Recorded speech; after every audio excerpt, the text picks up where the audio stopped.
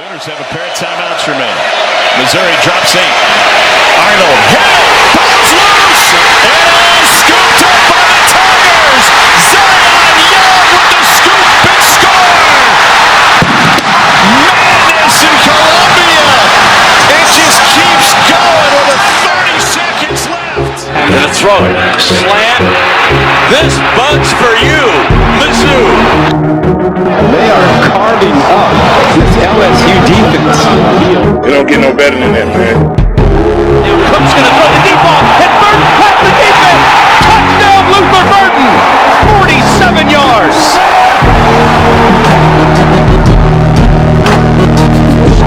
Place kick is up. It is. Yes, down a walk-off winner from 61. Harrison Mevis.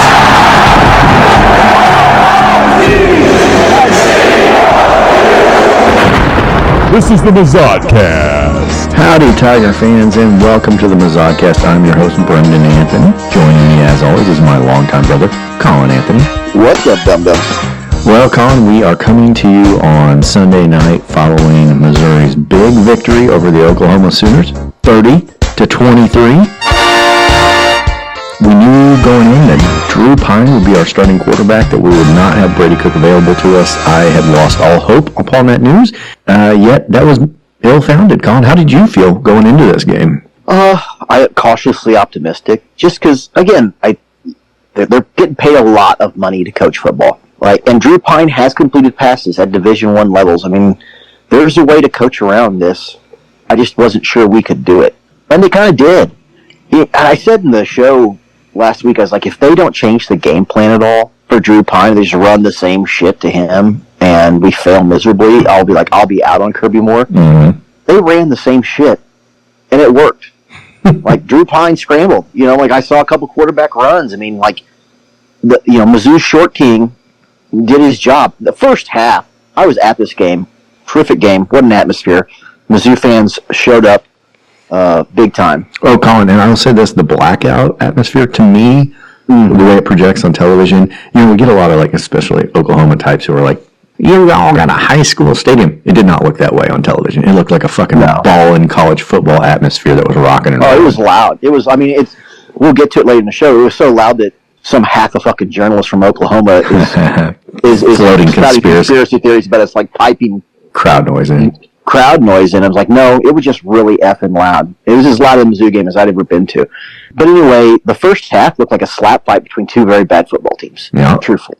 Neither team could really get it going. Thank God that Oklahoma decided to serve butter sandwiches for the pregame meal. Yes, they did. Because Arnold ate quite a few of them. Mm-hmm. It's his favorite food. We're just like, these guys have got a lot of talent as a football player. We like what he brings to tables, but he's got this weird superstitious thing where he has to eat 5 butter sandwiches before every start. It really starting to affect our football team. Well, and it's the kind of butter. Post game. They're the butter sandwiches that actually get dipped into clarified butter that comes with lobster, and so it's dripping with butter. It's not just regular old butter sandwiches that you see a lot of football players who seem to enjoy. These are some of the slickest butter sandwiches, and then he coats it in Crisco, which again, I feel like he doesn't even wash his hands before he goes out on the field, and that's probably a mistake. Well, especially in the first half, I was worried. There's several snaps where Drew Pyne is running around, mouse in the house. He looks overmatched. Oh boy, he's not. How long can we get away with this? But on 2nd and goal in the second, they ran a design run and he got 5 yards, and before the field goal, they just did little things like that, and it worked. And in the second half, he completed some passes. You could see him gaining some confidence, and you can see where he's limited. He's just not a very big guy. The arm strength is not really there. It's easy to see that in person. That game tying drive where he hits Luther Burton on the sideline and then throws the pass to Theo Wease. Yep. Where he gets 1 foot in. Both of those passes. Kind of lollipops, but accurate lollipops. Well, that's Colin, that pass to particularly the one to Luther Burton. We've been looking for a bomb for a deep route for Luther Burton all year long, and it came out of the hands of Drew Pyne, and it wasn't a beautiful ball, but it got where it needed to go. I mean, we flipped the field essentially on that one play, and it gave us hope that we were going to score. So good on him, even if, like you say, it wasn't. In the third quarter, he made a bootleg throw to Norfleet that was like, hey, that resembled football. Yeah. You know, he caught Luther Burden on a drag right across the middle at the 20-yard line. The third, like, as they start marching down the field, and just like, what's happening right now? And is this Drew Pyne? Is this the same guy from the first half? And then he stands in the pocket, takes one directly in the chops, and at the last possible second, slings it up to Burden for like a 10-yard gain. I was like, what the fuck is happening? It looked good. What do you think the difference was? First half. What do you think the difference was? Not just between that and the first half, but I mean, obviously Alabama is a much better team than Oklahoma. But everything we'd seen up to this point, up from Drew Pyne, had been, well, it had made me so downtrodden that I just didn't feel like he could do anything. And you had been saying leading up to this game, look, Drew Pyne has done things that resembled football plays in the past. It has happened. There are statistics and television video of this happening. So it is within him somehow. But even well into the third quarter, we had yet to see it. But then it appeared. He runs in like a little wide receiver screen that for that first touchdown, and that's all Theo Wease. Oh my God, yes, that was 100%. And you know that's going to be a touchdown in the Drew Pyne stat book, but that was just basically a lateral. Yeah. But anyway, it worked, and like I said, Drew Pyne started to look more confident, a little bit scrappy, and he scrambled several times, and he looked like a good quarterback in the second half at times. What changed? You know what I mean? Like what changed? I don't know. Like confidence? I think it's all about confidence. I think he finally got some snaps, had some success. Maybe it's the first drive of the fourth quarter. Like two different times he scrambled for like 10 yards. Mm-hmm. Yeah, you know, and very important, like third down, third and long. Yeah. I'm just like, what is that? And then he catches Norfleet in the back of the end zone for that touchdown, and it's like, and he zipped it. And honestly, at that point, I was like, we're going to win this fucking game. Like, we are a better football team.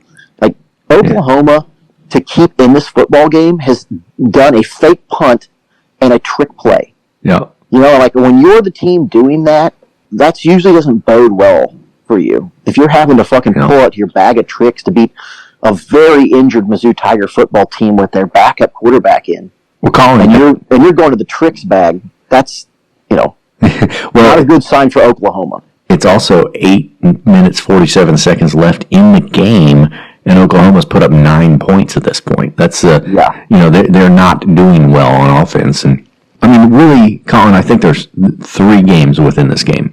There's the first half, which was abysmal by both teams. There's the third quarter, where things started to kind of heat up a little bit. Mizzou got a touchdown, right? The first touchdown of the game for either of those teams. And then the fourth quarter was it was its own animal. The fourth quarter was astounding to the level that this was not a game that most people cared about outside of Norman, Oklahoma, or Columbia, Missouri. Yet, sports sites all around the country were like, what the fuck is going on in Columbia, Missouri right now? This is a wild fucking fourth quarter. Shit's happening. Tune in. And that's how big of a deal that fourth quarter turned into. Well, Colin, it was 10-9 entering the fourth quarter, and the game ended up 30-23. I mean, holy shit. There were 34 points scored in the fourth quarter. It was fun to watch. I mean, the fourth quarter, when they fumbled and Oklahoma took the lead, there's 2 minutes left in that game. And I'm just like, man. But you know what I noticed about the crowd is like, we're definitely not out of it. There's 2 minutes left. You know, like we could score a touchdown to tie this game. But I think probably most Mizzou fans were like me, like that is a long shot. You know what I mean? Now they're going to be flooding, prevent, trying to keep, you know, and Drew Pyne. I mean, he did it, but can he do it again? Like, you know, you're still not a Drew Pyne believer at that point. Oh, hell, I'm not a Drew Pyne believer right now. You know, as far as like something beyond just, you know, a guy. Maybe he'll be this, but I'm not going to count on it. But they just marched down the field and scored. 8 plays, 75 yards, 57 seconds. They did exactly what they needed him to do to tie the game. And we need to stop. And their fucking quarterback fumbles for the 36th time. And Young, God bless him, didn't fall on it. A young man who showed supreme composure, like the biggest moment of his college football career.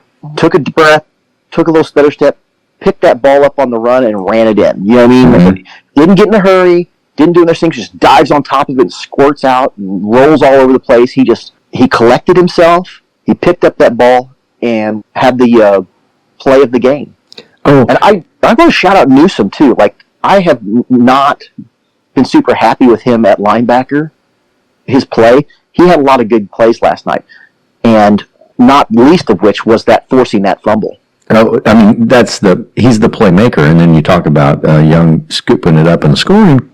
How many times do you see those fumble situations where everybody around that ball, they just get the jitters and their eyes glaze over, and it's like a greased pig contest. It's like the football's covered in Crisco, and they just flop around. You're right. He took a beat. He knew that you could take a beat and gathered. He basically studied the way the ball was hopping, picked it up off the ground, and ran it in the 8 yards necessary to make the touchdown. He did exactly what he needed to do. And one of the things I've been hearing people say, and I think there's a lot of truth to this, is that they won a game that Mizzou doesn't usually win. You know what I mean? Like, they don't usually win that kind of game. And it would be very easy for the fumble return at the 2-minute mark, going down 23-16, to just fucking say, well, that's that, But 14 points later, no, Missouri's the winner, and it was awesome. But I know that nobody left when that happened, though. Yeah. That's how I knew, like, the game was like, I didn't want to leave. Like, there's 2 minutes left, and we just shit the bed. But this team's playing pretty good. Maybe Drew Pyne can do it again, and he absolutely did. It was as good a football game as I've been to in person. It was as good a game as there has been, at least in the second half, as we've had all season. It's from an entertainment stand-wise. I mean, this and Auburn. Where were your seats? We were like the 40 up in the second level. It was pretty good seats. Mm-hmm. We got to watch a very drunk, affluent couple get into a fight with a 19-year-old Oklahoma fan in a cowboy hat. Like it, yeah. Yeah, it was a lot of fun. There were a lot of Oklahoma fans at Columbia. They were everywhere. Mm-hmm. And I think, as much as Missouri wanted to get revenge or just wanted to beat Oklahoma, I think a lot of Oklahoma fans wanted to really smoke Mizzou, beat the doors off the Tigers. And they knew they weren't the kind of team that had been able to do that to anybody this year, but they had their sights set on us, and I think they showed up en masse to watch it happen. And it just makes me feel so good to know that they got none of that, and they had to go on that long drive back to that desolate hellscape they call home in Oklahoma and be a fucking loser, the losers that they are. It warms my soul. Well, listen, this team still worries me. I still have, Sure. Their offense has issues. That first half wasn't a mirage. Like, they had trouble sustaining drives. Drew Pyne is not Brady Cook. I worry that our offense is going to struggle. The defense is good. I don't worry much about the defense. I mean, the defense will give us some points here and there, but they're good enough to keep you in just about any game. Mm-hmm. And they've proved that to this point, time and time again. But I do worry about our offense. We're not going to know what Missouri is. I mean, honestly, Missouri has the only game that we've won that looks any good right now, basically, is Vanderbilt. Mm-hmm. Everybody else has been sort of pretty shitty. This Oklahoma team was pretty shitty. That they turned the ball over constantly. Auburn was pretty shitty. Mizzou, you're not going to find out what Mizzou is until South Carolina, till next week. Then you get to find out whether, and I think that's why they're ranked 24th now. Like, people aren't buying on Mizzou. They're like, they've beaten bad teams. They've paid 2 good teams, and they lost both those games. And badly. When they play a competent team, are they going to get beat? And South Carolina looks like a more than competent team. They're playing the best football of their year right now. I mean, they're as good and clicking in all cylinders as they have been all season long. And it's very likely that Brady Cook will not be available for that one either. The last home game will be the Arkansas game, and I think this will be Brady Cook's last chance to play at home. I can't imagine a world where he doesn't play against Arkansas, but I don't expect to see him at South Carolina. That's going to be, I think we're going to be heavy underdogs in this game next week. But Colin, there's so much left to talk about with this Oklahoma game. One of the things that I think shouldn't be forgotten is how bad we were on special teams in so many ways. Obviously, there was the fake punt that we just completely bid on. It's the second time this year that we just completely fucking bid on it. Whenever we went up 16-9, and then Craig missed the extra point. Well, didn't just miss the extra point. We had a fucking false start, which means he had to kick it a second time. He missed it the second time, and then that meant that we were leading by 7 instead of 8. And that was at one point where I'm like, oh, these are the kind of fucking little piddly mistakes that bite you in the ass later. There were a lot of special teams flubs that we overcame essentially, and thankfully that fourth quarter worked itself out the way it did.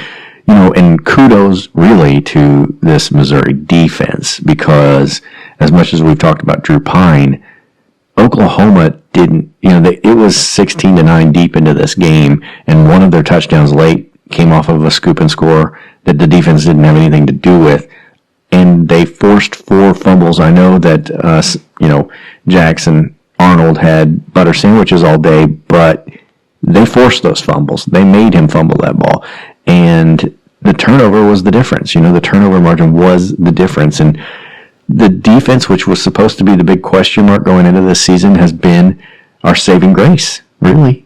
Yeah, absolutely. Johnny Walker's back. Newsome looks, is playing well, as you mentioned. The guys who have been playing well all year are still... Well, and Carnell, he forced that fumble. Like, the guy, and McKellen is our best defensive lineman. He's all over the field. Like, we've said it before, that this team has talent. What we're going to get out of the quarterback really determines this game. And unfortunately for Roberts, he had that fumble, but he ran good all night. It's pretty obvious that in the absence of Noel being healthy, it's not Carroll who's going to get those carries. It's Roberts. Well, and I couldn't get a good angle on just how he fumbled that ball, but I think it was a really strange thing. I wonder if it was like a knee or something that knocked it. I'm pretty sure it was somebody hit it with their knee, but yeah, and it was unfortunate. I felt bad for him because he played a good game. Mm-hmm. But, he looks good. There's talent all over his field. Can Drew Pyne put it together? Here's what I'm afraid of, is that because it's Brady Cook's senior season, and because Brady Cook is who he is, and he's got that incredibly tough heart, he's tough. It's hard as tough. He's gonna try to rush back with a fracture in his hand and look like dog shit. Dog shit! So I'm hoping that he will get healthy. My biggest concern for Brady Cook is what is it? It's your hand, right? Well, what's wrong with what can be wrong with your hand? Broken bone in his finger. Yeah, he's got a fracture probably, maybe he's got a strain or something. But whatever it is, if it's in your hand and it affects your grip strength at all, you can't play quarterback. Yeah, you gotta soak it in cider. That's what I've been told. Colin, I think a huge element of this game that we haven't even brought up, Theo Wease, the former Oklahoma Sooner, the game he had. And I've told you earlier in the season that he's my favorite Tiger on this team. I love Theo Wease. I think he's been underrated. I think he's been a more reliable receiver than Luther Burden this year, even though I think Luther Burden is the most talented player on any field he walks onto. Theo Wease has been a go-to and a stable. They were both absolutely necessities in this game, and they were there when we needed them. But Theo Wease had 2 fucking touchdowns. He had a couple of catches which were much needed. This was clear. He said it. He said this was personal for me, right? Mm-hmm. And he went over to the sidelines and was waving bye-bye to the Oklahoma fans after the game. It meant a lot to him, and he showed up at the biggest stage, right? This was his Super Bowl, and I don't mind saying that this was our Super Bowl as fans, beating Oklahoma, especially knowing that the college football playoff, despite what Eli Drinkwitz might tell the press, is not likely. This game was probably our Super Bowl, and I don't mind saying it, because if people say it as it's like a negative, but you know what? Something has to be your Super Bowl. This was it for us, and we beat our fucking nemesis, Oklahoma. It felt really good. It's another reason why I worry about South Carolina. There may be a letdown on top of the lack of talent and the injuries and everything else in South Carolina playing lights out football. But Theo Wease, it clearly meant a lot to him, and the way he got his foot in bounds by a cunt hair, and like you said, that first touchdown was all him. That was essentially a lateral that he just made the waters part, and he just slipped it, which he does all the time. He's incredibly tough to tackle. Just played great, played fantastic football. It's the kind of game. It reminds me of Tyron Hopper. He was so good for us. I was like, Florida, how did you let this guy get away? That's the way I feel about Theo Wease. I love seeing him have his day and seeing his dad giving him a big hug after the game. It was awesome. Theo Wease would be the number 1 receiver on 2/3 of the team in college football right now. If he was not on Mizzou, if Luther Burden was not on this roster, we've got two number one wide receivers, which is a luxury Mizzou rarely has had, and that's what we have. We have two number ones, and Norfleet, especially watching him in person, like he's just a humongous athletic guy. Like he is the best tight end, the most impressive just from a physical, like athleticism standpoint, as any tight end we've had since Alberto, without question. I mean, like he is special. And he caught a couple of big balls last night, one of which was a touchdown. And listen, when you've got two number ones, and then you add in a tight end who is really, really hard to cover, that ought to give the quarterbacks, Drew Pyne may be limited, sure, but I mean, it's a pretty good situation to be in. And they did run the ball a lot. They ran it well at times, especially in the second half. The first half, but even in the first half, they were breaking things up. They just couldn't really sustain anything. Yeah, and the play calling was all over the place. At least there wasn't a lot of like 3 and out, like just embarrassing stuff. Drew Pyne didn't come in and throw 3 straight fucking interceptions. We were moving the ball, we kind of sputter, and then we kick, and Oklahoma kind of doing the same thing. And then the second half, everything just started to roll. Brett Norfleet clearly looks healthy, and he got into the action. We're utilizing the tight end in a way that we've been hoping to see all year long for the last couple of years, honestly, and you can see how beneficial it is. It was a heck of a game. Congratulations to our Tigers. Congratulations to the fans that got to watch it. Like, yeah. We deserve that. Oh, after this has been a stressful season. Yeah, it's crazy. We're 7-2. Any other year, I think we're at 7-2. We're not as stressed out. I mean, the circumstances around the season, in a way, it reminds me of 2014, Colin, when we actually won the SEC East the second year. Mm-hmm. That was our first year we did this podcast. And at some point, I re-listened to those old episodes, and I was like, there wasn't a single point in that season where we seemed super confident about that team. But if you look back at our record and what was accomplished, it was a damn good team. But you just never felt that way, and I just kind of wonder if we're kind of that way with this team. You know what I mean? It's why we got to find out with South Carolina. Like, they played two good teams. They got boat raced by A&M, and then Alabama, the quarterback gets hurt. We still don't know what this team is, kind of. Yeah. And look, we've got 3 games left. South Carolina, far and away, is the most difficult one. It's on the road. We have to go to Mississippi State, who's just a really bad football team. And then it's home against Arkansas. And I would be really confident about that Arkansas game if Brady Cook was entirely healthy, but we don't know what his status is going to be. So I think if Missouri comes out of these last 3 games 2-1, that's a huge success. Well, I mean, it's a 9-win season with your starting quarterback out. Your third string going on your third string quarterback, finishing the second half of the season. That's a big deal. And I think it gives us a lot of momentum going into next year. But anything could happen. But if we went out, like Drinkwitz said, technically the playoffs are not out of the realm of possibility. No, they're not. I mean, we only have 2 losses. Yeah.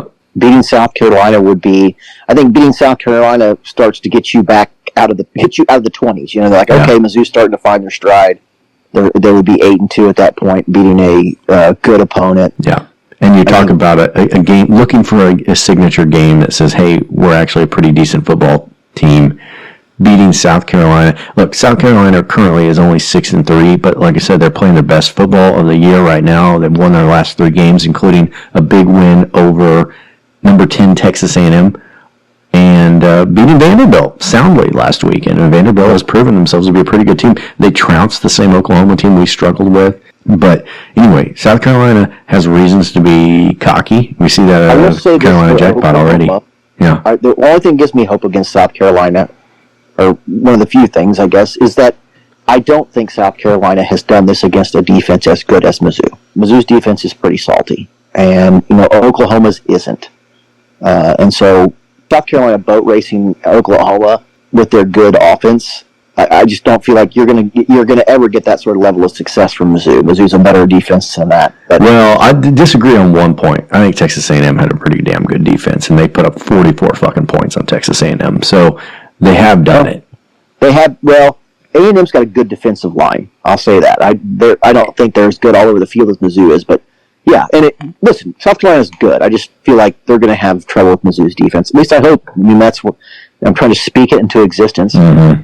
Anyway, Well, we'll get to all that. We will get to all that. We had a big show for everybody. As you know, this was a huge matchup, and this was much anticipated all year long, and thusly, and on top of that, Oklahoma fans are just the worst. SEC fans, you'll learn this. So we have a segment we haven't been able to utilize much this year, but I'm really looking forward to it, Colin, which is Sour Grapes. Sour Grapes. And on top of that, I feel like it's not just these post-game tweets that we're going to be reading off, because obviously Sour Grapes taste delicious, but they've been tweeting at us, they've been chirping at us for a year, and we've been bookmarking some things, and I think a lot of our fans have been bookmarking some things, and, Mizzou fans have been keeping some receipts, and I think it's time to, maybe cash those in and read some receipts from throughout the year leading up to this game, and, hold them accountable for their terrible takes and their misplaced optimism and just being awful human beings from Oklahoma that should be shot off the planet into the sun. With all that, obviously we also have a lot of your voicemails. We're going to go around the horn with the SEC. There's a lot of show to come. It's going to be very exciting because we did kick the shit out of Oklahoma. Fuck them. This is the Mizzoucast.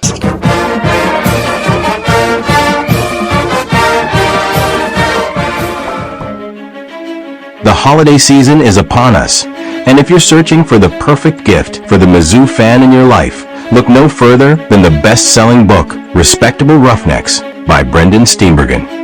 This true story about the original True Sons, Respectable Roughnecks, takes you on a journey with the 1960 Missouri Tigers as they slugged their way through a brutal Big XII schedule to become conference champions, Orange Bowl champions, and eventually national champions.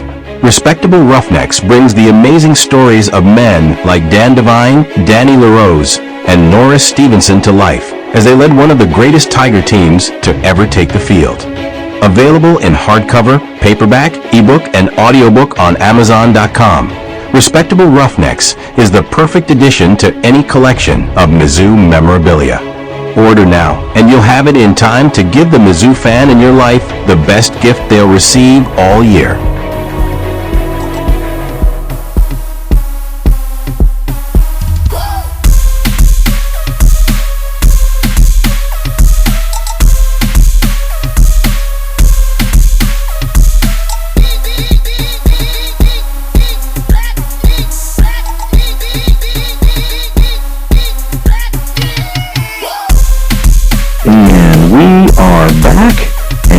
This was a very exciting game for all of us, and I'm very eager to hear what you all had to say. We had a good amount of voicemails, even though we were so invested in the game, we didn't really make a call for voicemails, but given the events of Saturday, we heard from a lot of you. Let's dive into it now. This is the Mizzoucast mailbag.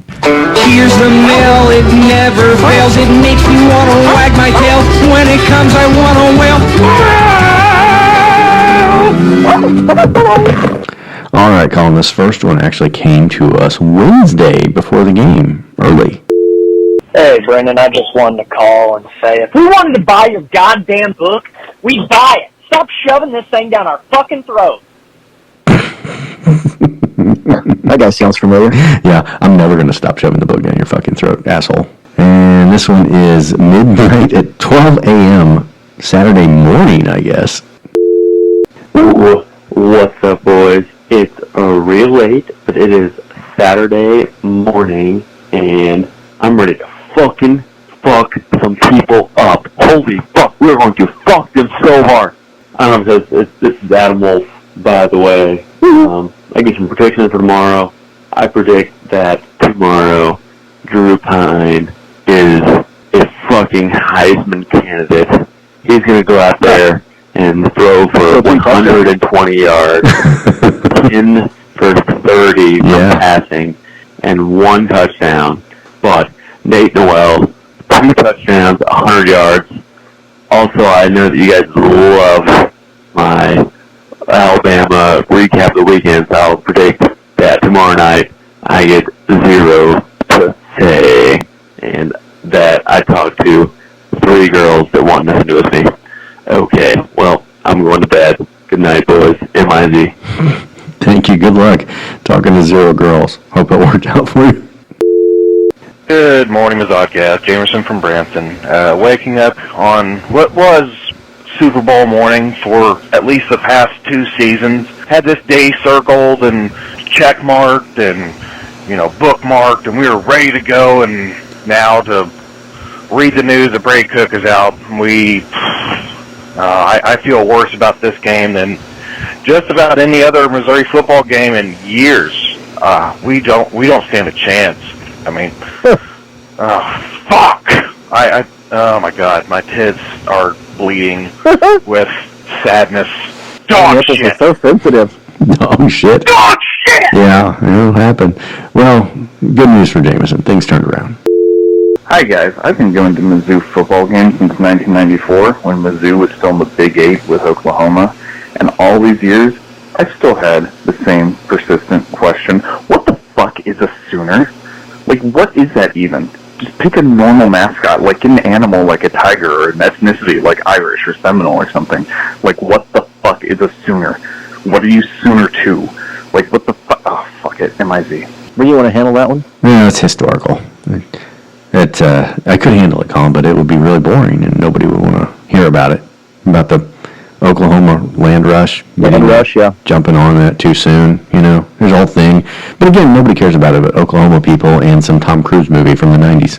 Oh, you mean Far and Away? That's it. It's alright, 'cause I'm saved by the bell. You jumped right on that one, Colin. Yeah, Nicole Kidman and Tom Cruise. My wife loves that movie. I bet she does. I'm sick of the haters. We're 6-2 right now. Oklahoma's only a 3-point favorite with Drew Pyne starting. 10-2 is on the table.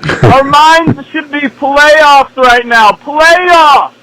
Everything is ahead of us. I'm sick of the haters. Dennis Gates also needs to fuck off to fucking Epstein's Island or some shit. That guy's an idiot. Also, it's going to be like 6-3 going to be the final score today. But we're going to win, and we're going to go to the playoffs. Hot garbage. Hot garbage. I like his optimism. Yeah, no kidding. Comes off a lot better after we know we won the game. Yeah. It's Pyne time, gentlemen. Yes, we here. Just to say, I am so fucking pumped for game day. I am so fucking pumped. It's Dad's weekend. Daddy Puig is in town. Last time we had Daddy Puig in town, Mizzou lost to LSU on Dad's weekend last year. Let's not make it fucking 2 for 2. Alright? If he does, I might fucking Taliban him. Take his head off. Alright, yes, Puig out. MIZ. Yeah, Dad saw a good one this week. Yeah, he did. Hi, Billy Mays here with another fantastic product. Tank Cheese. Tank Cheese. Made in Norman, Oklahoma, because it's the state of Oklahoma football. Order right now. Hot garbage. Hot garbage. What's up, guys? Man, I have a god-awful cold, and I was going to take some NyQuil and fall asleep, but shit, Kirby Moore and the Mizzou offense, they'll put me to sleep just fine. I don't need any NyQuil. I may have bad nightmares about this team, but shit. Who needs NyQuil when you have Kirby Moore to thank for this? Yeah, it's with his tale of two halves. And this looked like a slap fight between two fellows with limp wrists in that first half.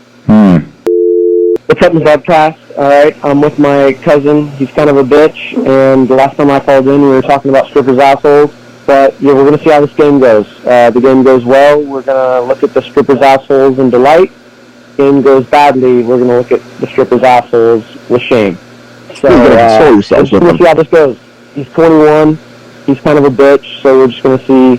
We're going to see how this night goes, You may be hearing from us later. Love you guys. Have a good night. So is it going to either be celebratory asshole, Brennan, or consolatory assholes? Well, I'll tell you this, Colin. It doesn't matter how the game goes. I always look at stripper assholes with shame. It gets my rocks off. What's up, guys? Second quarter, there is 1:45 left. Mizzou is down 6-3. Man, if we lose this game, I'm done for the season. For the season. I'll come back next season. But for this season, because this offense is just so damn boring. I want to spend the rest of my Saturday watching rock fights. Hopefully we can get better than this.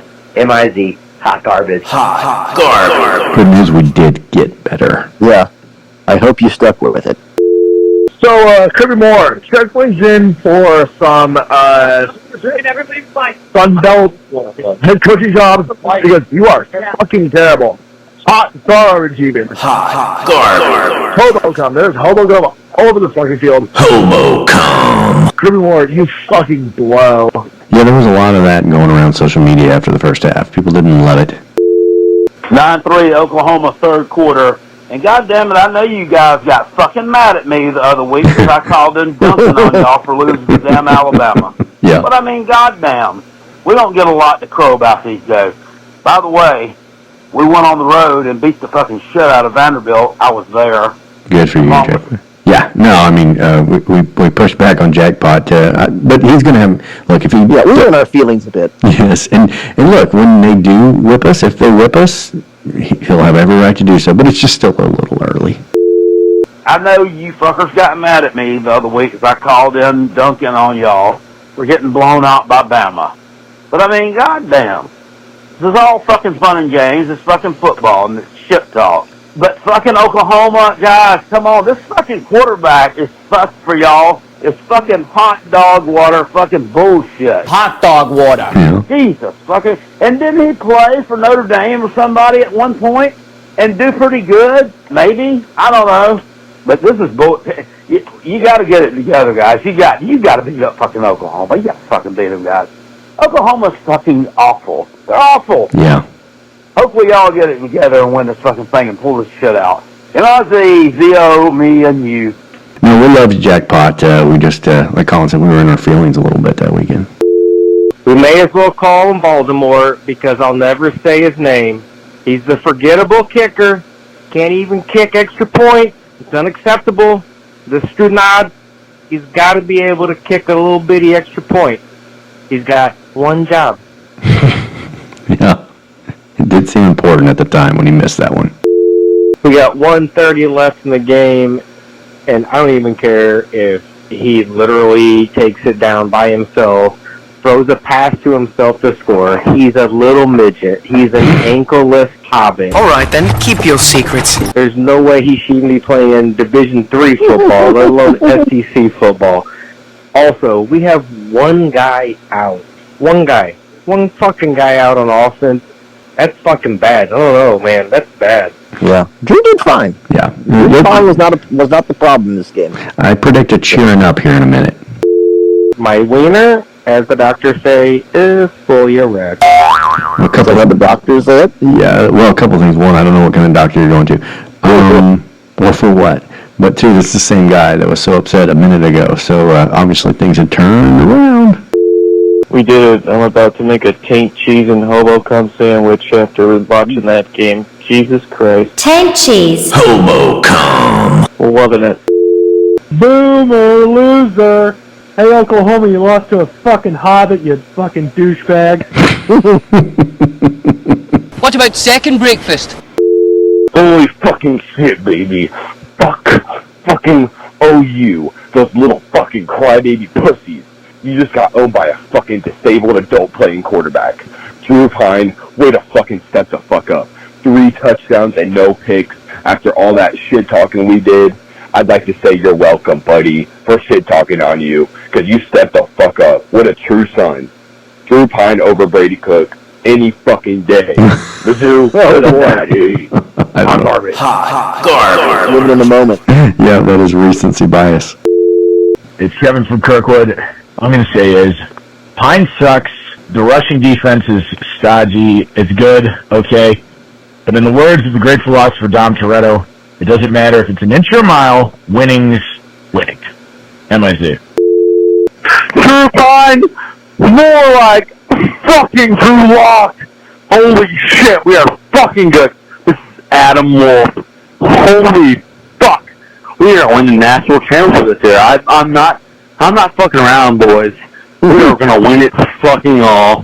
Fuck around this year. Oklahoma fucking sucks. We also fucking suck today. We're gonna do it. I think we're gonna do it, boys. Besides that, it's like, we're having a party tonight. We're gonna get some fucking hoes over. Where the fuck are the hoes? There's some fucking Columbia, Missouri. Yeah, there's some fucking hoes coming. Will I get play? Fuck no. But will I have fun? Hell yeah. Hobo cum. The hobo cum is hobo coming. Hobo cum. Yeah, but Mizzou is going to win the national championship. Fuck you, Colin. Yep, Colin, fuck you. Actually, Brandon, fuck you too. Yeah, MIZ. We're going to do it all. MIZ, boys. See ya. I like Adam Wolf. Yeah, we've got hoes coming over there. Yeah, I hope they got something with those hoes. Well, I don't think that Drew Pyne's going to get to bang one of the Golden Girls tonight, but hopefully he'll at least be able to throw some frozen ropes at one of them fat flag girls. MIZ.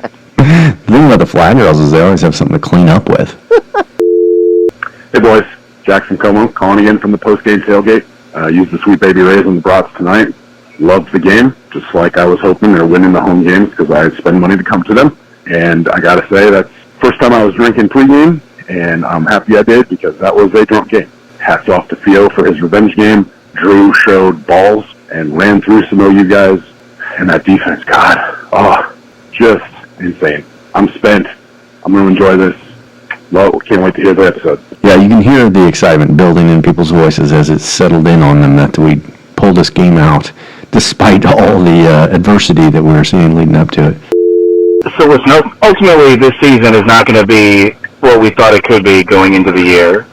But that's a win that I'm not ever going to forget. As much fun as I've had at the stadium in a long time. Yeah. Kind of amazing what the defense can do when you take off the handcuffs. Anyway, great night. MIZ. Colin, did you feel like they brought enough pressure to satisfy you after kind of being hard on the defensive strategy? They have done what you want them to do. They've quit getting out of that. Again, I just think they were, honestly, I think it was early on in the season. I think they thought they were going to be better than they were, honestly. And I think they were just being conservative. They just thought that this team's are not a lot of threat to us, except they've got mobile quarterbacks, and they just sort of like sat back and tried to keep everything in front of them instead of being aggressive. I think they've reached a point in the season now where it's like we have no choice but to be aggressive. Like we lost 2 games, we got to kind of go out there and do.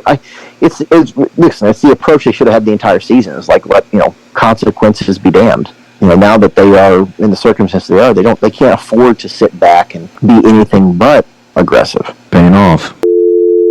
What's up, guys? Long time listener ever since I was an undergrad at Mizzou. I'm in grad school now in LA, so I don't really have any Mizzou fans around here, but man, what a game, right? Like, fuck. Yes. Instant classic. I mean, I love it. And, like, obviously, we're not amazing this year. We know that. And we're probably not going to do what we thought we might be able to do. But, man, games like that, it's worth it. I was telling a friend of mine that my first real memory of loving Mizzou football, and I'm getting a little sentimental here, so if I get emotional, pardon me. The first real memory was like 2007, I think. I was about 9 years old, and we beat number 1 Oklahoma. And, man, it was insane. I mean, my whole family was crying and shit, and stuff like that, man, that stays with you. Like, your whole life, that stays with you.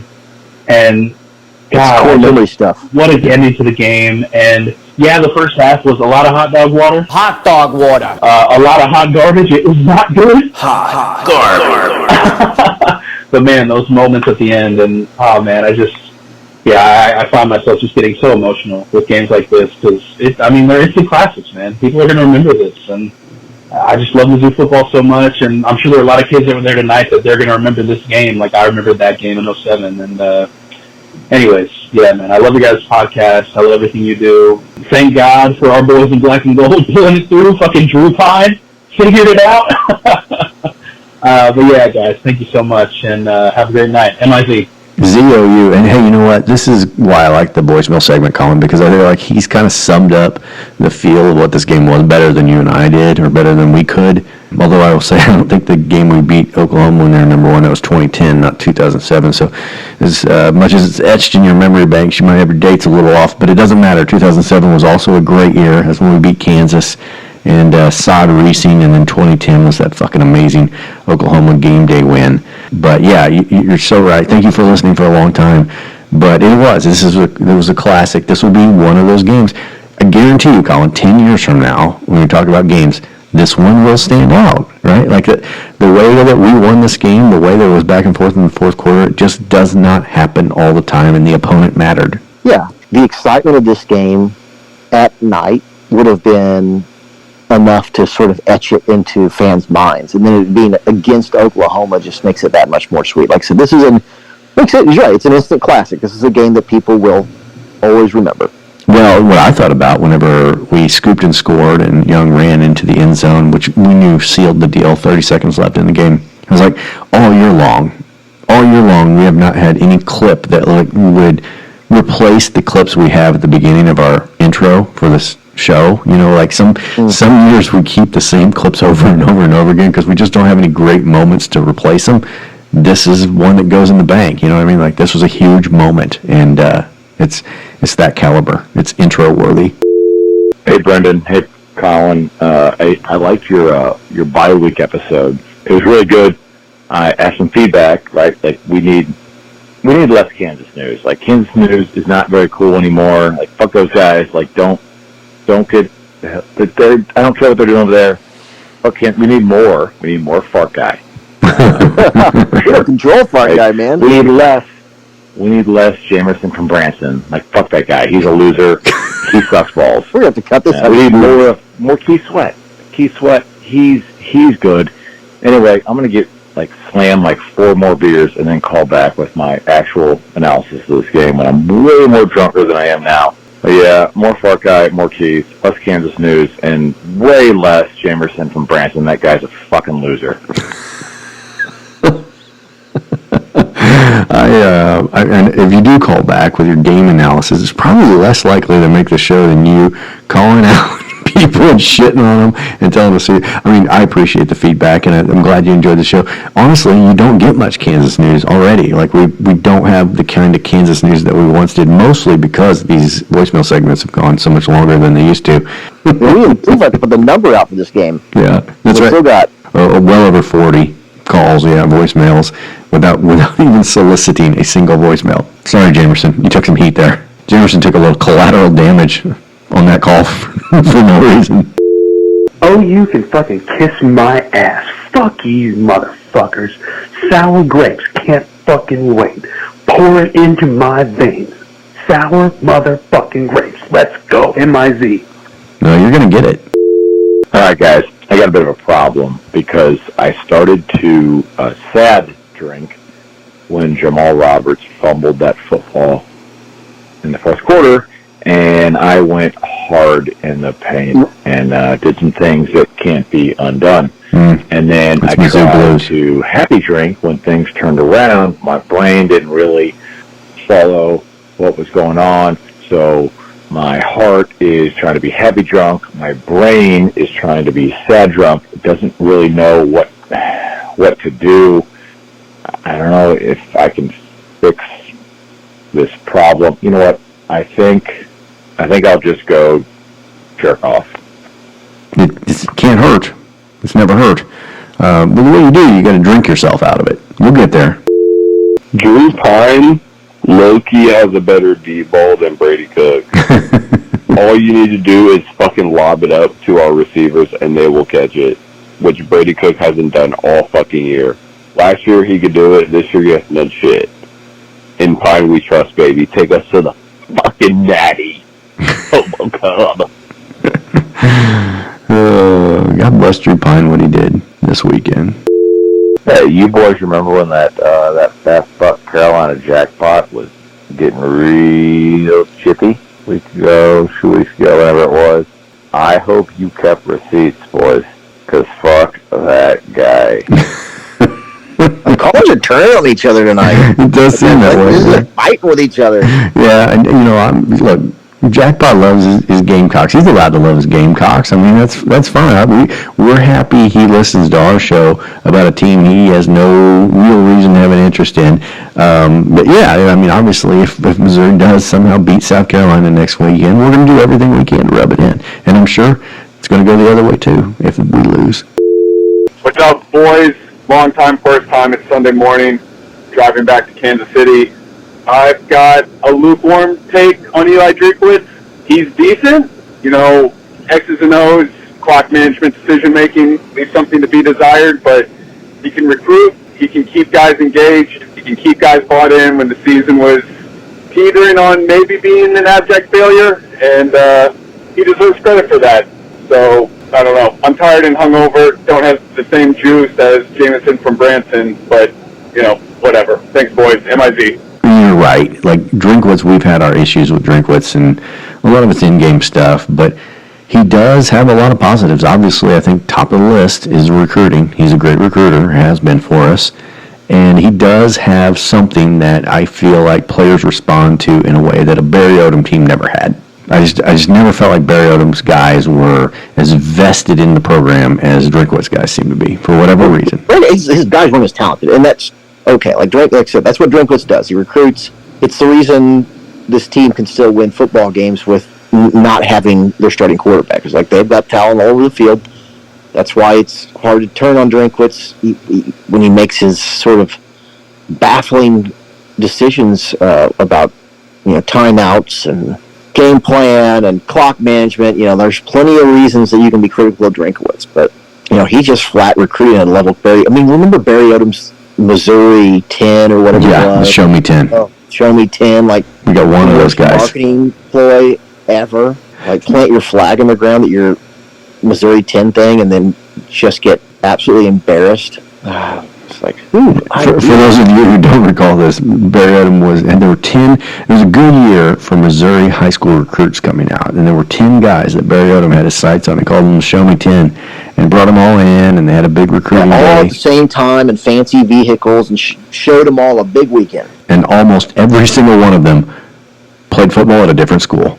We got one guy, never really did much. The point was like plant your flag in the ground, like we're going after all these guys, and then to just fail miserably. Well, it was indicative of the recruiting during his era. Well, it's also showed that he was a young head coach and hadn't been doing this long, because the reality is those types of situations, you already know what you've landed before you proclaim these things. You know what I mean? Like, it's just like, you don't say we're bringing in the Show Me 10 unless you got 10 guys who already signed their fucking name down. You don't just hope. I think he was just going on hope. What is up, guys? This is Adam Wolf here after a sexy Saturday in Columbia, Missouri. My emotions were spiraling there at the end. After that fumble, I thought that I was going to have a date with the Missouri River Bridge, but we fucking did it. We got a chance at the playoffs. Drink said it. Let's fucking go. MIZ.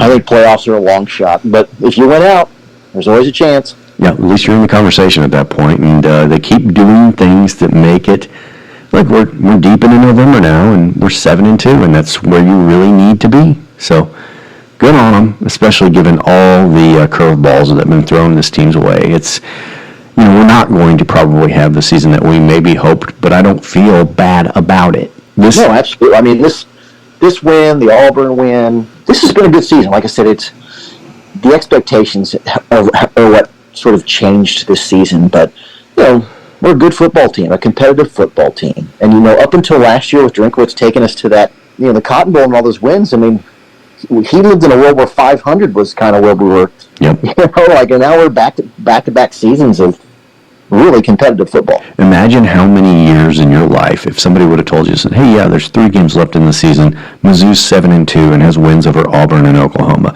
How many of those years would you be like, fuck yeah, I'll take that, that's going to be a fun year to watch? You know what I mean? Like, the expectations have changed the way we feel about it, but most of the time, this program, that's pretty good. We're doing all right.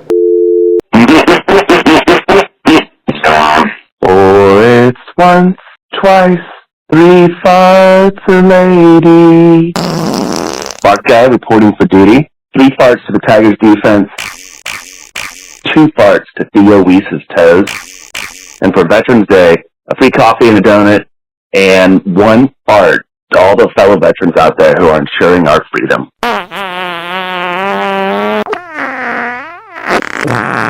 Freedom to fart in an elevator, or shit yourself in public, or both, and not get arrested for it. And 1 shart to Carolina Jackpot for his poopy mouth lately. Fart guy out!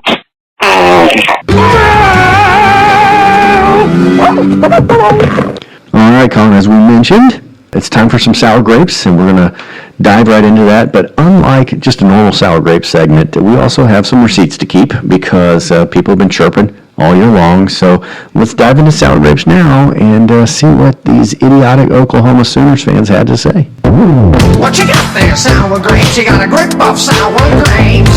Oh, them sour grapes. You brought them sour grapes.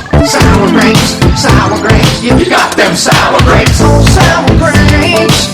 You brought a grip of sour grapes. Oh, oh, oh, oh. You got them sour grapes. Colin, one thing I feel like we've been doing sour grapes for a while. Unfortunately, the last couple of years we've been able to play sour grapes some. I feel like they kind of fall into different buckets, and one of them is always the name off some, Colin, if they come to you, but there's like the real classy Mizzou, those kinds of things. So like somebody did something and you're like, that's so classy, classless. And they get into this pearl clutching mode about worrying about who's classy or not classy. That's one type of sour grape. Another is obviously the famous, we're bad this year, so this win shouldn't count or you shouldn't celebrate it. That's probably the like bread and butter sour grape type tweet. My favorite is always the fuck Mizzou. I think that always speaks to me in a way that I appreciate. But anyway, there's only a certain type of sour grape that happens, and it doesn't matter who we're playing or what the kind of game was, but that you'll find these people falling into these similar tropes and these similar ideas, because that's what losers do, and they're big fucking losers, and Oklahoma fans obviously are big fucking losers. So let's get into our first one. I have from @RichSpiritTrash, says, fuck Missouri. Cheering while player is down, white fucking trash. Sour grapes. We did this for a lot. The hurt player that you cheered kind of thing.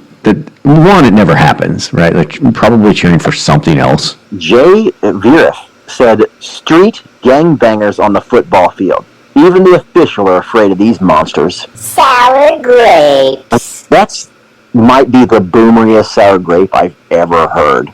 You know what I mean? Like, these punk kids behaving like gangbangers. Yeah.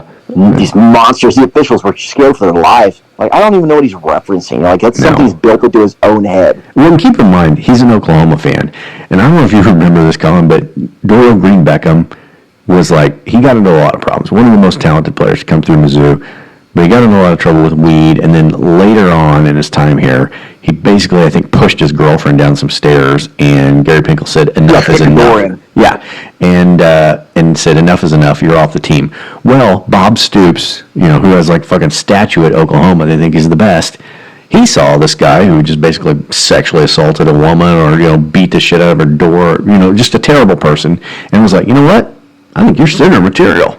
And took him on because they're so classy and they're so worried about people being all that class. Fuck him. Sour grapes indeed. Well, and it kind of speaks to sort of like the conspiratorial like nonsense they're throwing out there. Yeah.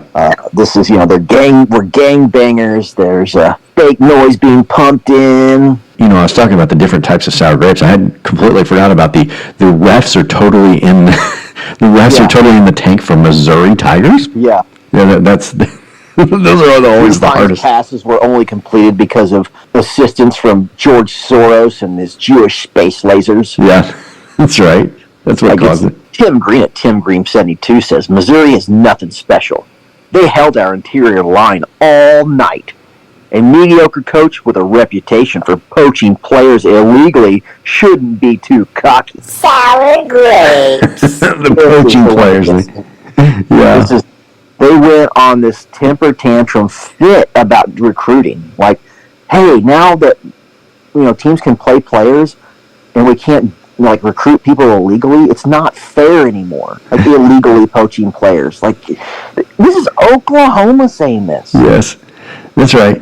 And it's all these teams like Oklahoma who used to have success and are mad about the new way of college football, and they're like, hey, you remember when we used to pay players under the table and cheat to get players and do terrible things? We're mad that you can get players now, and it's just not fair. Yeah, it's just not fair that they've leveled the playing field. We liked it better when it wasn't fair. Pieces of shit. Ronnie Crimson says, LMAO, this Columbia environment is a joke. Sour grapes. Colin, I believe you were just saying that you were at the game and you thought the environment was fucking stellar, and you put it, you said, I don't know, more intense than the Kansas City Chiefs game you've been to? Is that what you described it, or different? I don't know. It's not more loud necessarily, but I don't know. There's just, like I said, there's a closeness with college football. It's just a different feel. It's more connected. You know what I mean? Like, half the people in that stadium are Tigers. Some of them happen to play football. But, like, you feel connected. It feels smaller. You feel like you know the players. Everybody's invested. You don't feel that way at professional. And when the game is going back and forth and both bands are playing loud and the fans are raucous, it's like there's just nothing like college football. And that was a great environment. So much so that a guy who I think claims to be a journalist was talking about conspiracy theories about crowd noise being pumped in. Yeah, I know he had like 8,000 Twitter followers or something. So he was, I don't know what he is, but he's more than just your average Oklahoma rum-dum making outrageous claims. Yeah. Brendan, here's a strange one from Rhino at Rhino Thinks. Kind of funny imagining how severely I could beat the ever-living fuck out of this Drinkwitz clown. Could break every bone in his face, all his limbs within minutes. Like, this guy's just like, I could beat up this guy so good. You talk about a keyboard warrior. Yeah. Wow. Sour grapes. I was just like, I could beat that guy up. Ooh. Doug at Clay Murray said, not a rivalry. Never has been, never will be. Sour grapes. You know how you can tell something's a rivalry? When the other team declares with emotion that it's not a rivalry. I was at a tailgate, and a younger fan was just like, "Man, I didn't know we played Oklahoma 97 times." I was just like, but like, he's so young, and we haven't played Oklahoma in a decade. Yeah. And so it was like, yeah, this used to be kind of a thing, whether Oklahoma wants to imagine. So when you've played a team 97 times, like, there's just some built-in rivalry there from your program being so familiar with each other. But it does speak to how quickly, sort of like, kind of like Kansas news. I was like, I feel like there's a whole bunch of people that are just like, we don't play Kansas anymore. Yeah, why are you talking about them? Yeah, why are we doing Kansas news? And it's like, well, a decade ago it made more sense. It was a pretty important deal. And with Oklahoma back now in the SEC with us, the 12-year gap where we were in different conferences is going to be forgotten as well, because we have played them almost 100 years, right? And for all of the last century, we were in the same conference as Oklahoma. There was a 12-year period where we were separate and we didn't play them, and this one kid doesn't know it. But from now on, Oklahoma and Mizzou, it's just going to be, we played them 115 times, we played them 120 times. You know what I mean? Like, times change, and Oklahoma is going to be part of the picture again. Fuck them, though. Colin, Theo Wease took some heat from Oklahoma fans. Chase Rain said, Theo Wease, fucking clown, just like his coach. Grow up, loser. Sour grapes. Actually, a little mistake here in his tweet. Must have been a typo. You are the loser. Theo Wease won. He's the winner. So you got that a little bit wrong. And this was in regards to, I think Theo Wease went up to the Oklahoma fan section of the stadium, waved goodbye, and pointed to their cars and told them to go home, which I very much appreciated, because Theo Wease and his dad, who is very active on social media, have sort of downplayed any potential hatred towards Oklahoma or Oklahoma fans since he's come to Mizzou, and he let it all out after this win. Yeah, he kind of showed his ass to him, and I was glad he did. It made me love him even more. Wall Raven says, yeah, you barely beat the worst ever Oklahoma team at home after a bye week. My team may be suffering right now, but at least I don't have to believe in Eli Drinkwitz. So this is a classic, Brennan. You talked about it. Sour grapes. That's right. The worst Oklahoma team ever. Doesn't count. Don't celebrate. Don't be happy. That's right. We, after 12 years of the worst Arkansas team that anybody's ever seen, we're now on to the worst Oklahoma team that anyone has ever seen. 2 years of the worst Tennessee team that anyone has ever seen. I think Auburn, this is the worst Auburn team that anyone has ever seen. Unbelievable how many times we have the good fortune of playing the worst team that a program's ever seen. Good for us. Yeah, like I said, it's how we know a team's down, is because they lose to Mizzou. And that's, well, we're down right now. Yeah. Programs like Tennessee, it's kind of like, you guys been down a lot, Yeah. How about that? Colin, here's another classic, falls into these lists of things that we're bound to see. We can predict a mile away. Defend the Republic says, at Mizzou football, proving to the world that they have zero class. OU football coaches had the sense to grab Wease and tell him to show some maturity. Sad. Losing culture. Sour grapes. Losing culture. Winning games. At MAGA Garbage said, hope Wease enjoyed it. He isn't going to the league. Future insurance salesman. Sour grapes. Yeah. Okay. If he's a future insurance salesman, that's what you think. I don't know. It's just like, and so what if he becomes an insurance salesman? Well, I was just going to say, whoever this loser is tweeting this, I bet an insurance salesman does a better job than whatever he does. Yeah. KW206 says, LOL, your coach is an absolute clown. You won because this is the worst OU team in 20 plus years. We gave you the game. This is the best team you've had in a long time, and it takes us giving you the game to beat us. You should be so proud. Sour grapes. Oh my, Colin! Oh my! This was this is news to me that this is the best Missouri team that we've had in some time. Because I thought we weren't playing real good. Yeah. Turns out, according to this OU trash, this is the best we've ever been. Listen, Oklahoma is in Oklahoma, and I don't know if you've been to Oklahoma, but I always tell people they gave it to the Indians for a reason, because it's a big dirt bowl, and the American government were a bunch of assholes, and they're like, where can we put these Indians? Hey, where does nobody want to live? I know, Oklahoma. It is still a dump. Colin, I know that you used to enjoy Mazzio's chicken wings at their pizza place, and the only thing I know that Oklahoma has that you might enjoy is they still have that chain of pizza places for some reason at some of their dirtball towns that they have that are just nothing but a sea of weed dispensaries, trailers, and oil derricks. That basically sums up Oklahoma. And Mazzio's. And Mazzio's Pizza. My point is that they had a coach, right? His name is Bob Stutz. Everybody knows Big Game Bob. And he's not there anymore. And they're in Oklahoma. You know, there's a chance Oklahoma becomes Nebraska. You know, this is what Nebraska was. Nebraska had a coach. His name was Tom Osborne. And they had years of success, and they lost their coach.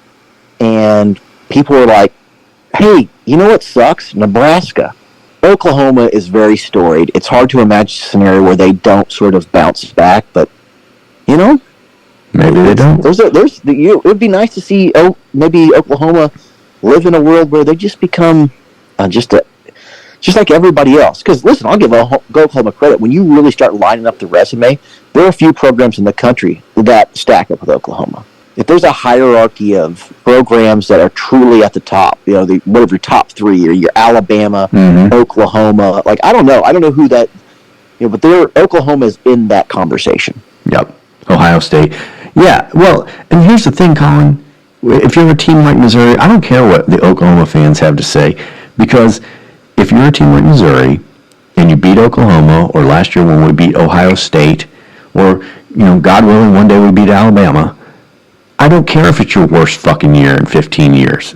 Because when we beat an Ohio State or an Oklahoma or a Texas or an Alabama or somebody like that, or Notre Dame, we're going to enjoy it, and fuck you for trying to yuck our yum. You know what I mean? Like, fuck you. We're going to enjoy it. We're going to drink. You are a piece of shit.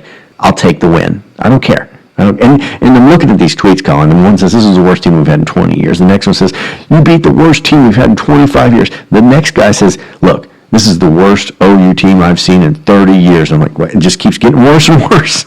I guess if they keep drinking, it just keeps getting worse and worse. But, like, I don't give a fuck. They lost the game, and it's their job as Oklahoma Sooners program to put a team of players on the field who can beat Missouri. And they weren't capable of doing it, so fuck you. But then Stone Blanton wrote, Mizzou was never meant for the SEC. So this is an Oklahoma fan who just came to the SEC and got beat by Mizzou, going to a very tried and true SEC trope.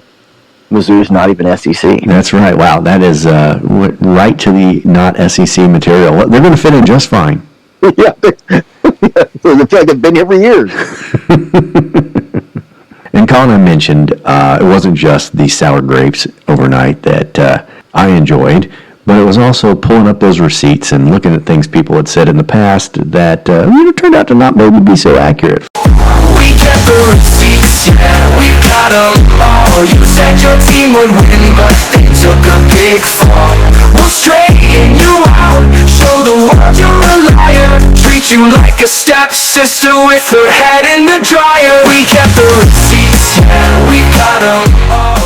For instance, on August 15th of this year, OU Marky Mark said, I can't wait until the folks see what Sooner football is all about. I saw some Mizzou fan that had us going 1-7 in the SEC. They fixing to find out. Talking season's almost over. You know what? He's right, Colin. Talking season is over. And know if they're going to go 1-7 in the SEC, but they currently have one win against Auburn and have lost every other one, so they're well on their way. We kept the receipt. Yeah, I hope Brett Sarver's just having a heyday. He should be. If anybody's been entire offseason fighting with these people. He did. He devoted his entire free time to shitting on Oklahoma fans, and he finally got his chance to soak it in. Colin, back in May 31st, a guy named O.U. Wurzy said, "Hey, Theo, how quickly you switch up on the real ones just because you didn't like the way Riley utilized you. It's okay. You're on the wrong side now, and you're going to find out on November 9th. You play for Missouri. This is Oklahoma. There's levels to this, G. See you soon." Oh, how that one aged. It aged like milk on a radiator. Yeah, well, he sounded like he had it all figured out. One last one, Colin. One last receipt. Seth Oliveris said back in July of this year, Oklahoma will finish higher in the SEC standings than both Texas and Missouri. That much I know for certain. I don't know that he knows what certain means, because neither of those things are going to happen. Texas is one of the top teams in the country. Missouri just beat Oklahoma, and Oklahoma is garbage. South Drive! Feels good. It feels good to get that off of our chest, and to after, like she said, Brett Sarver spent an entire year shitting on and picking fights with Oklahoma fans, and to know that our guy Brett was in the right, and it just feels so good. It helped me go to bed at night. Just lay down on my pillow with a smile on my face. Yeah, it's a good feeling. Left sour grapes. Love to get against Oklahoma. It feels right. We haven't been able to do that because we've been in the SEC the entire time we've been in this conference. We haven't been able to do that, but hopefully that'll change year in and year out now. Let's move this show along now to Around the Horn. We break our bread at Waffle House, our teams are pretty good. We even play some basketball when Jesus says we should. So pour a little bourbon and repeat right after me. We built a church for Saturdays and called it SEC. Jesus loves football. And Colin, would you fire up the Paul Fine bot? Yes, sir.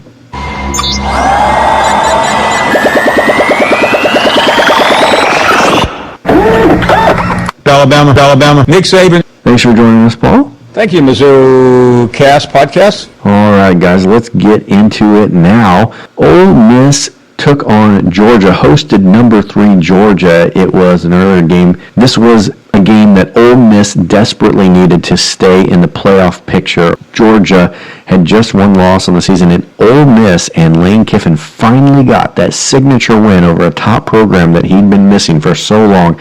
28-10, Ole Miss beat Georgia. The fans stormed the field. Actually, they stormed the field early and had to be sent back for 16 seconds to reel off, and then celebrated.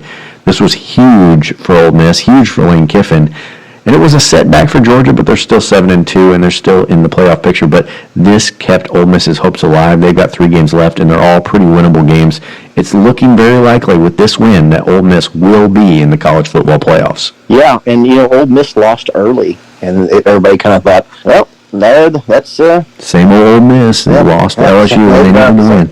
They shit the bed. It's not happening. But yeah, Lane might finally pee a drop. He's won some games. He's had exciting offenses, but at the end of the day, he really hasn't been able to push it over the finish line. And maybe this is his year. It certainly was the biggest win of his career, I would say. Number 5, Texas hosted Florida. Florida is not very good this year, and I remember the line was like 21.5. And Colin, there was a moment where I considered taking this game because I was like, yeah, Texas is going to win this one. They're obviously a better team than Florida, but like 21.5, that's a lot of points to give up. Well, Texas won 49-17, and if you watched it, the entire second half, Texas had benched their starters. It was 42-0 at the half, so turns out the odds makers know a lot more than I do. Yeah, and this was after Florida announced they were going to keep Billy Napier. Yeah, it's a rough weekend for Florida. They announced keeping Billy Napier because of his, I guess, moral victories he's supplied them, I don't know. And then their basketball coach turns out is like a pervert Jeffrey Epstein clone or something like that. I don't know. They've got a lot going on in Florida, but anyway, Texas is rolling, and they clobbered Florida and are now 8-1. Tennessee, number 7 in the country, hosted a bad Mississippi State team. They won 33-14, just sort of workman-like win over a bad Mississippi State team. Not much to talk about in that one. Alabama and LSU played each other. Alabama, number 11 in the country, LSU 15. Colin, this was another game where it went completely the opposite direction that I expected. I thought that Alabama would get beat here. They have not looked that good this season, and LSU has frankly been better, in my opinion. And it was a no-doubter. Even in Death Valley, Alabama slaughtered LSU 42-13, and starting to get the ship right. And Alabama's still in the contention at 7-2. So anyway, I think Alabama losing early sort of gave people a false sense that like they are not. Well, they didn't just lose early; they lost to fucking Vanderbilt. You know what I mean? But yeah, but Vanderbilt turns out to be a pretty salty team. Yeah, but still, I mean, when an Alabama loses, but I'm saying like Vanderbilt's not the Vanderbilt we've known. So like, and I'm not saying Alabama's what they once were, but they're still a pretty good football team with a lot of very good football players. You're right about that. And so I don't know, LSU, they were starting to look better, but man, I do not like Brian Kelly. Nobody does. I know he's had a ton of success, but I'm like, I do not want that guy as my coach. I don't think a lot of LSU fans want him as their coach because he's had some big wins, but not enough. I mean, ultimately, LSU is kind of turned into Texas A&M, where they fall off their ass when they need it the most. So I don't like him either. But you mentioned Vanderbilt. They hosted South Carolina, and South Carolina continues to right the ship. They won 28-7 against what we've said is a pretty damn good Vanderbilt squad. And looked really good doing it. They're now 6-3 in the country, and obviously Missouri's got to go face them on the road. Gives me a little scare, Colin, because I just think that we're not in a good way with our quarterback and our offensive situation, and South Carolina has everything going. So, but anyway, Missouri beating Oklahoma obviously was the last game on the SEC docket for this weekend, but looking ahead to next week, there are some big games. One of our future opponents, Arkansas, will be hosting number 5 Texas. Arkansas is 5-4. I think they're coming off of a bye. Texas is a 16.5-point favorite on the road. And look, Arkansas is better than they were last year, but they were fucking terrible last year. And Texas is good. So I think they're going to get all the 16.5. I think they're going to have no trouble with Arkansas. I'm not buying Arkansas. I've said it for 3 straight episodes. Not buying. We've mentioned this time and time again, how Missouri catches shit for not having a tough enough non-conference schedule. Well, deep into November, Auburn, for some reason, is hosting University of Louisiana Monroe. And, I believe didn't we say their mascot is the Doormats? The Doormat Bearcats. Something of that nature, right? Yeah. Well, no, they're not Bearcats, Brennan. Like, Louisiana Monroe, like, we all know that name. They play, like, every team in the SEC every year just for that, just get a win, and they're the Doormats. A win and a check. Yeah, that's right. But Auburn fighting doormats. Auburn's not alone in taking their cupcake wins late in the season. Kentucky will be hosting Murray State, another one of the classic names we hear about all the time. In fact, I think they are the Racers. Only reason I know that is because we faced them earlier in the season. Oh, is that right? Yeah, they were week number 1. Yeah, no, they may be Bearcats. I could be wrong. You think, boy, we're deep into November. It's going to be nothing but good game after good game after good game. Sure. Well, Alabama's hosting Mercer, which, as we've mentioned in the past, is a disease. The good news is that you're going to hear all about how they're playing a terrible team, and their schedule should be tough. Yeah, I'm sure Paul Feinbaum will mention that Alabama needs to toughen up its non-con schedule. You should be fired. LSU, coming off their loss to Alabama, will be going to Gainesville to face a bad Florida team. I expect LSU shouldn't have any trouble with this one. They are only 4.5-point favorites on the road, however. I still think the smart money's on LSU. Yeah, I would expect them to have a bounce-back game after that, Yeah. At least that's what you hope if you're an LSU fan. Like, that, the response should be, let's go boat race somebody. Now, if they don't, then I think it's probably says bad things for the future of your season. Now, I think this is indisputably the best matchup in the SEC this weekend. The night game, number 7 Tennessee will be heading to number 3 Georgia. How did Tennessee end up at number 7? Well, they just keep winning. They're 8-1. How did we get here? I was like, I thought they weren't. I didn't think they were going to be any good this year. To be honest, Tennessee's schedule hasn't been all that fucking tough. Everybody's acting like Mizzou had a cakewalk to get into the playoffs, but we're not the only one with easy schedules. Georgia is going to be a toughie, though. They are 9.5-point favorites at home over the Volunteers. If Georgia loses another game, they're out of the hunt, and Tennessee, I think they may be able to sustain a loss to a very good Georgia team. So I don't know, but this will certainly be a telling game as to how good Tennessee might be, or just how bad Georgia might be after their loss to Ole Miss. And then Texas A&M is hosting New Mexico State. What the fuck is going on with these games? Like, why would you have these crappy cupcake games this late on your schedule? Why not? I don't get it. And I also don't get, like what we've said over and over and over again, why it's only Missouri that seems to catch heat for it. And then the final game on the docket is number 24 Missouri is going to South Carolina. Look, Missouri's ranked 7-2. South Carolina's not. They're 6-3. What do you expect the spread would be in this game, Colin? I'll bet they're giving South Carolina 10. 13.5 point favorites are the Gamecocks over our Tigers. Yikes. That's bad. Yeah, not great. But we don't stand much of a chance to win this game. But look, it just makes it that much sweeter if we did pull it off. And frankly, I feel like Missouri teams always play better when the expectations are lower. That's why I think it was so tough on us at the beginning of the year. We didn't know how to play as favorites. So we'll have to worry about that this weekend. Well, I think this game will come down to the defense in that. And what I mean by that is, like, how many extra series can our defense give our offense to figure out how to score points? We're going to have to keep South Carolina off the board, and we're going to have, I think, Drew Pyne warmed up in this Oklahoma game, and I think he's a guy who's going to need to warm up in most games. He's going to need to find his confidence. That may take a while, and it would really help, as it did against Oklahoma, if we get a bunch of extra possessions to do it.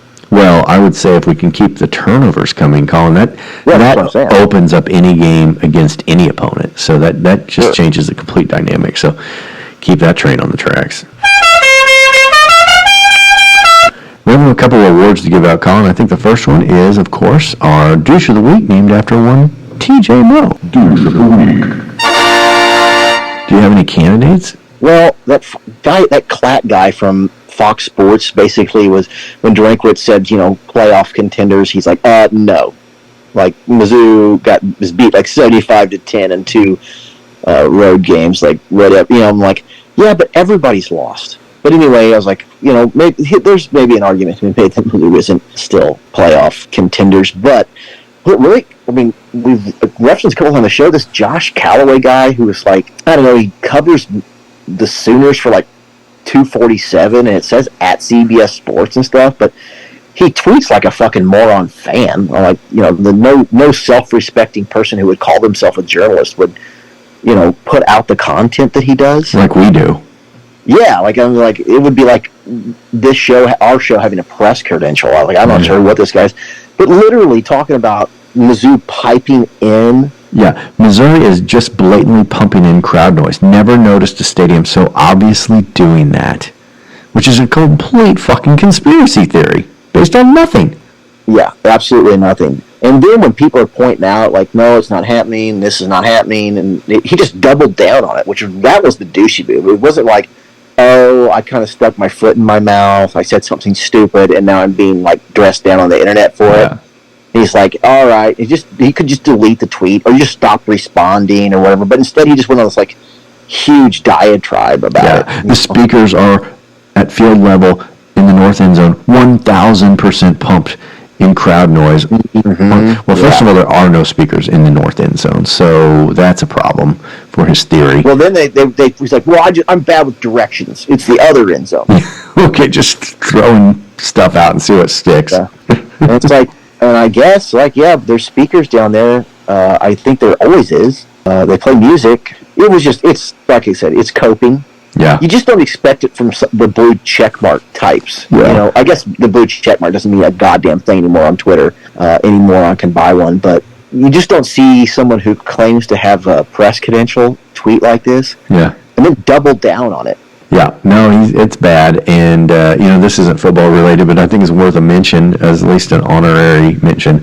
The Auburn basketball team. Did you hear about how they got in a fight with each other on the airplane over to play Houston, and the plane had to return? Oh, it's hard to believe a Bruce Pearl team would behave that way. Yeah, can you imagine that? Stable, like normal, like easygoing fella. Colin, I saw some Houston, believe it or not, the Houston University Barstool or some fan account had a picture of the New York Twin Towers and said the Twin Towers if the Auburn players had been on that plane. Oh, God. Yeah. I guess it's not too soon for 9/11 jokes. I don't know. It's one of those things that's like, oh, that's terrible, and I'm laughing at it anyway. Yeah. Well, we'll give it to this Callaway kid.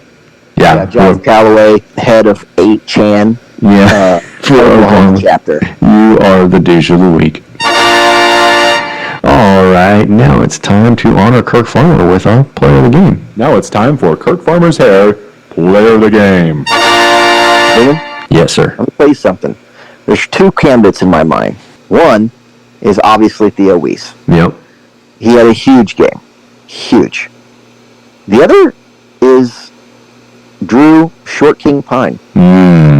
3 touchdowns. Made big play after big play in that third and fourth quarter. You know, scrambling for first downs, hitting big passes. The throw to Norfleet in the end zone. There's one throw I mentioned earlier in the show where he holds on to it as long as he possibly can before he throws the ball, lets it go. Burden picks up 8 yards or something. But it's a positive play.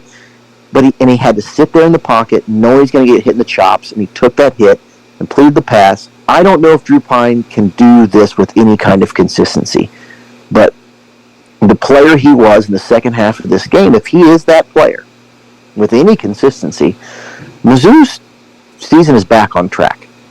And so I don't know. Do we want to give it to Theo Wease with this incredible game against a former team, or do we want to give it to our short king? You make a valid point for both cases, because I think that, look, Drew Pyne was put in a position where most people, including myself, thought there's no way he can win this game. There's no way Missouri can win this game with him as our quarterback. And he did everything he needed, just enough to beat Oklahoma, and it should be recognized. And Drew Pyne, I mean, look, everybody has shown admiration for Brady Cook, and not just his athletic skills, but also his heart and his toughness. We might have mentioned it on the show a time or two. Sure. But I think Drew Pyne showed a ton of heart and a ton of toughness being able to gut out a win against Oklahoma. But the case for Theo Wease is very strong, and it has to be supplemented by the fact that he was at Oklahoma, and this was marked on his calendar ever since he's been here, maybe almost. It just, like, we needed Theo Wease to beat Oklahoma. Theo Wease needed to beat Oklahoma. I can't pick anybody but Theo Wease, I feel like, because this was the game that Theo Wease as a Mizzou Tiger has been dreaming of playing his entire career. And he did everything you could want from a player. You know, he was so impactful. And honestly, Colin, as we mentioned these two guys, it makes me sad a little bit that I feel like we give short shrift to defensive players sometimes with the Kirk Farmer's Hair Player of the Game award, because it was our defense which allowed these guys to keep us in the game. You know what I mean? Like, the defense played so well, produced turnover after turnover after turnover after turnover, and turned it into points. And you know what I mean? Like, these are kind of games where it is harder to pick the player of the game because so many guys stepped up to the plate. But my vote goes to Theo Wease. Well, and I'll defer to you, but if it's up to me, it's Drew Pyne. Third-string quarterback, ultimately, is what he is. Rushed into a situation and delivering, on a huge stage in a primetime game against a longtime rival. That kid, balled out, and not a lot of people thought he would. I know I didn't. My concern was he looked so bad. He looked so bad in relief for Brady Cook. I feel like when I was talking about the coaching staff sort of coaching around it and coaching him up and figuring out what he does good and giving him the reps, I almost feel like I was trying to talk myself into not going into despair for the season. And he delivered. So, well, have we ever named Kirk from? No, it would be a first. Are you willing to do that? Is that breaking? I'm willing to do that. It's our show, but we make the rules. Okay, so Drew Pyne and Theo Wease are going to share the honors as Kirk Farmer's Hair Players of the Game. Colin, I will say this: Kirk Farmer's got enough hair to go around. He sure does. As we mentioned, next week on to South Carolina. It's a tough one. It's not a game where we have any reason to think that we should be able to be victorious. Obviously, odds makers don't. But, you know what I mean? Like, if this last weekend of college football taught us anything as Mizzou fans, it's that anything's possible. You never know. Any given Saturday, there's always a chance. There's always this whole football season, I think, taught just college football that like the landscape's changed. I don't know if it'll stay this way, but it just certainly seems like every week it's somebody new. I don't trust that anybody's going to win for sure. Yeah. And so I'm just like, does it look like if you watch the last 3 games for both of these football teams, is South Carolina going to win this football game? Yeah, they are. But it doesn't matter what happened before. You know what I mean? Vanderbilt beat Alabama. People are just dropping like flies. Yeah. Georgia gets beat this week. You know, people are just dropping like flies. Everybody's taking their lumps. Ohio State gets beat, against Oregon. Miami. And Texas got beat against. Yeah, everybody. Miami got beat this weekend. You're right. Yeah, it's true. There's nobody safe anymore. There's not going to be many undefeated teams. And certainly, Drinkwitz has had his way with South Carolina. I know Beamer has alluded to it in press conferences before. He doesn't ever say Drinkwitz's name, but he'll basically say, there are coaches in this league that I don't feel very many warm and fuzzies for. And he said those sorts of things. At least in my mind, addressing Drinkwitz. Now, he doesn't say Drinkwitz's name, but I know Beamer wants to beat Drinkwitz. Well, to be fair, I think Drinkwitz is probably easy not to like. Yeah, well, Drinkwitz is a guy who needles. Yeah. And coaching at Mizzou, who is traditionally, sort of the underdog, and he's easy to hate. I'd hate Drinkwitz if he wasn't my coach. I don't love him all the time anyway. Exactly. So. Well, here's hoping for the best, expecting the worst. I don't know, but anything's possible. And honestly, if we do lose this game, it's not the end of the world. We've got a tough road to hoe, given our circumstances. So I just hope for a competitive game where we look good. If we pull off a win, holy crap, then, you know what I mean? We just start having some different conversations. That's right. So bringing some optimism into next week, MIZ. ZOU.